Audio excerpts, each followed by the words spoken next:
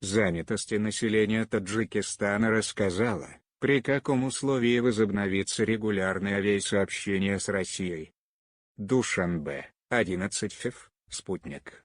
Министр труда, миграции и занятости населения Таджикистана Ширин Амонзода на отчетной пресс-конференции затронула тему возобновления авиасообщения между Россией и Таджикистаном.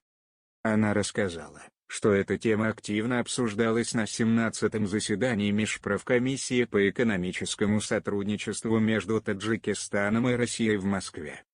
Основное условие для возобновления регулярных полетов между Россией и Таджикистаном – визит Российской комиссии для оценки эпидемиологической ситуации в республике. По результатам визита этой комиссии будет принято решение о въезде граждан Таджикистана в страну, рассказала Амонзода. Рахмон поручил гражданской авиации открыть новые маршруты.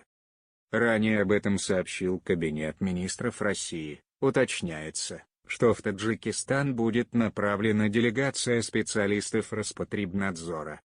Напомним, 17-е заседание Межправкомиссии по экономическому сотрудничеству между Таджикистаном и Россией проходило в Москве 8 и 9 февраля. Делегацию Таджикистана на важных встречах возглавлял премьер-министр Кахир Расулзода. Таджикистан предложил на встрече рассмотреть возможности для скорейшего возобновления авиасообщения между странами. Восстановление регулярных рейсов приоритетно для обеих стран. Из-за пандемии и закрытых границ Россия испытала острый дефицит трудовых мигрантов, а жители Таджикистана остались без возможности уехать в РФ для подработки или на учебу.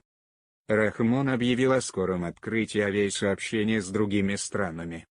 Ранее президент Таджикистана Эмомали Рахмон также заострил внимание на этой проблеме и приказал агентству гражданской авиации принять все усилия для возобновления авиасообщения, приостановленного из-за пандемии коронавируса, а также открыть новые направления.